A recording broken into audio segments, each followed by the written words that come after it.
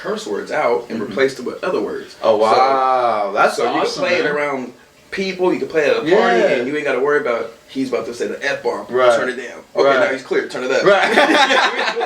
You know what I mean? So There go another one. There go another one. Okay, you know what? We're gonna listen to this later. That shows to me, brother, the as a fan first, because I am a fan of your music. I'm a fan of music culture, of course, in general.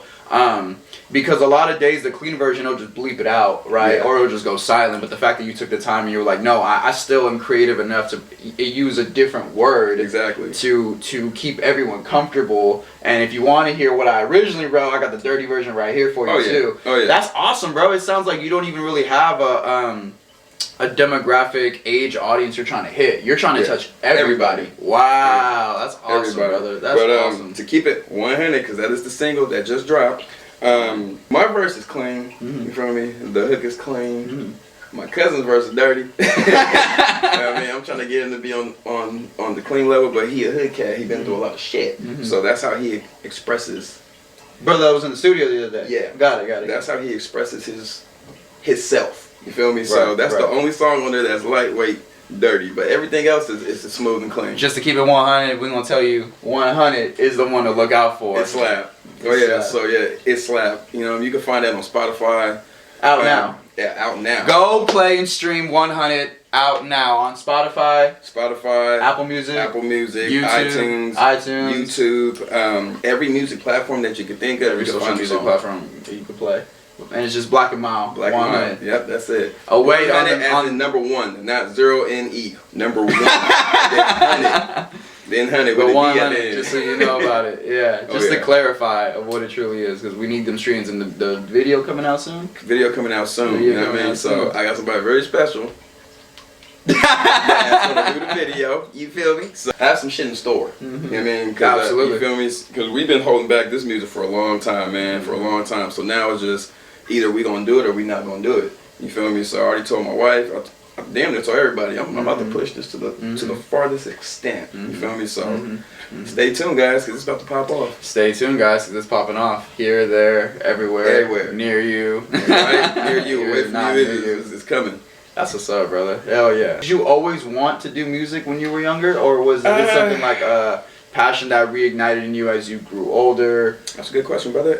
You know what? Music runs in the family. Okay. My mom sings, my dad sings. Oh, okay. I got a cousin in Texas that sings. I got a cousin in Atlanta that raps. So music has always been in my life.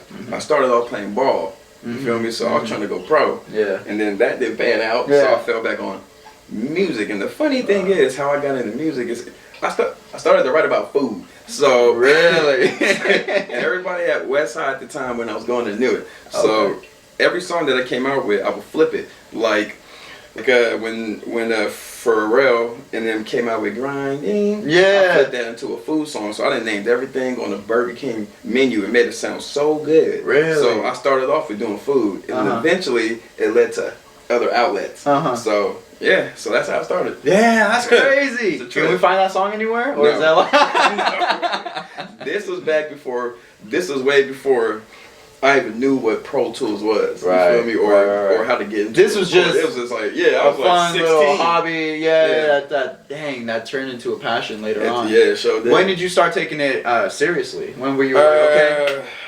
No more food raps. Yeah, no more. We'll go ahead and rap about what I got going on. Talent show at school. I was on the hoop court. Okay. And my boy, I didn't know he threw me into the pool. And all of a sudden I hear my name. Hey Dre, come to the stage. I'm like, Dre, everybody pushed me up there, so I'm confused with what's going on. I got a mic in my hand and I see my boy across the way. Like, how old were you at this point? I was 17, 18 at the time. 17, 18 at the time. Okay, got it. And I'm looking at my boy across the stage. He's like, yeah, I'm about to diss the shit out you. I'm like, so now I knew. I was like, fuck, I into the rap contest. And this is when I first got serious. So he was gonna clown me first, but he was like, you could go first. So so everything slowed down. It was like a freaking movie, bro. Time stopped and everything. And I'm looking in the crowd like, who can I pick out to go against to a roast against this guy? So I looked at the one chick that everybody always clowned and they thought she was the sickest chick ever, right? So I'm gonna say something about her and about them. So I came up with this corny ass line, I was like, why you call me on stage? You want to sit here and talk smack? I walked into the bathroom and caught you eating out Charity's butt crack, right? Hey, everybody went crazy, right? I got suspended. Like everybody went crazy. Yeah, I got suspended. What? He was sitting there hella mad. I mean, so that's when I was like, you know what? I'm gonna take this further. So I stopped rapping about food and I actually started to rap about other stuff. So being at that age when the hyphy movement was just hitting, so I was me and your Theo. So we started to rap about the hyphy movement, the pill popping, you know, the chicks, you know, the cars, you know what I mean, all that lust. stuff, yeah, all the lust, and we was just hitting and hitting and hitting and hitting and hitting, and it got serious. And after that, we just no more. Like, this is us now. This is us. What does the name? And I've never had the opportunity to ask you this. Why Black and Mild? Black and Mild was stamped on me at the age of 12. Really? Projects, the 831, and my aunts and my uncles and like the gangs around that knew my family and they knew me.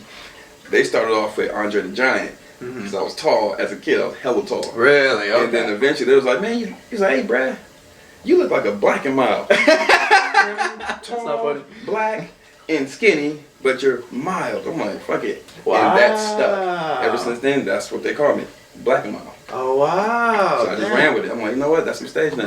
Because I was gonna change my stage name into something else. And then the homie was like, nah, bruh, Black and Mild fits. For some reason, it fits. I was like, fuck it. So I ran with it. And here we are. It's catchy. That's cool. Black and Mild. Okay. So to hop back over to the talent contest, and you running with my Theo, what does Detour City mean to you? Ooh, I remember that. Remember that? I remember that too. And I was wondering. We were high off our asses, and we were sitting up at the table trying to figure out a group name. And we had the dog Detour, and then we would drive around town smoking, and we'll see a Detour sign everywhere, every city. So we was like, you know what? Wow. Detour City, because it's everywhere. We're everywhere. So we ran with that. Good names, bro. Right? I really, as far as I've traveled, anywhere I've gone, there's always construction. On this planet Earth, there's construction everywhere. So Detour City, like, it's being that name, it's everywhere. You everywhere, bro. Like, you know what? We everywhere. We gonna be everywhere. So, so we ran with that name, and that name stuck with a lot of cats. Catchy. half the sounds they state.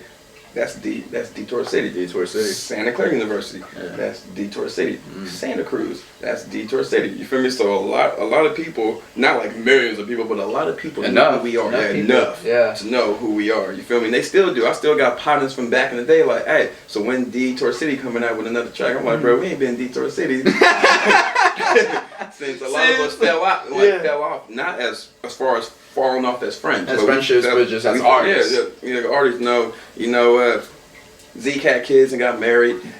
Anthony had kids and got married. I got locked up.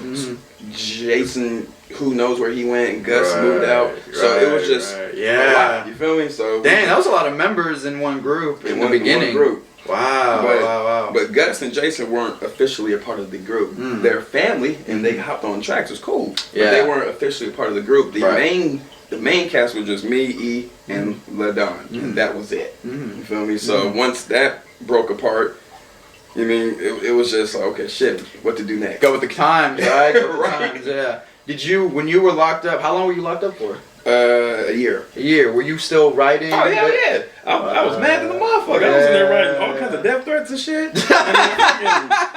And as far as songs go, I was writing all kinds of shit. I'm about to expose this motherfucker. Right. When I got out, I didn't drop nothing that I wrote in prison at all. Why? Because it was all hate. It was all hate. You mean? So I don't promote hate. Let that go. So, yeah, we don't promote that, brother. That's incredible, brother. Oh yeah. That's dope, bro. That's cool, man. Right? I was like, I dig that shit. Oh, so I got two questions actually. Music is so diverse, like the fact that you literally started writing from food, and then you were writing about hate, and then now you're writing about positivity and like what matters to you. Do you feel like that's why music stuck with you the whole way through your whole life, is because you could really talk about anything with it. Oh yeah, you know what I mean? Oh yeah, of course. Oh yeah, I agree. Yeah, and plus nowadays I hate the music, so it's like, you know what, I'm tired of listening to these cats. Like, no. Because nowadays all you hear in every fucking song, especially with the generation, is killing. Yeah. Killing. How big my tool is. Right. Robbing your ass. Right. Take your bitch. Killing. Yeah. Like, that's all you fucking hear. Yeah. It's like they don't have no type of education whatsoever. Dang. Like, if they were educated, and I'm not saying this to hate on them, but if they were educated, like, not just school, but just educated as far as what's going on in the world, Right. raps would be a lot different. So I choose not to be nothing like them. I could easily write songs about that shit. Right. But I've never killed nobody a day in my life, so what the fuck I look like rapping about it? Right. You know what I mean? So I try to be different outside the box. I'm not a Bay Area artist. I fuck with the Bay. I got family out there. You know what I mean? I can rap about the Bay type shit all damn day and make it sound like I was born there. Right. I can rap about shit in LA, make it sound like I was born there. Right. You feel me? So I like to be different. All the way through. A lot of realism there. A lot of just like self-expression and how your perspective of how you see the world and like things you want to talk about and touch on. Oh yeah. Dang. Okay. My other question was, so what is your process now as an artist? Like, do you still do the pen and the pad? Do you just go off the brain when you go to the studio? Do you feel like, are you recording at home? Like what? I feel like what I'm trying to answer is like a lot of kids or anybody who watches this may be like, I've always wanted to start music. You know, where do they start? That shit hard. Yeah. Music to me is actually real. Music is what you've been through, what you can put out there for the next person to hear and learn from. You feel me? For those who want to start rapping, really think about, is that what you want to do? Because yeah, it's all fun and games, but cats be getting killed behind this stuff. Yeah. It's about what you say and what you put out. You got to be very careful about what you say, what you put out. You feel me? But the way that I start my shit is, I'll hear a beat, and it's weird.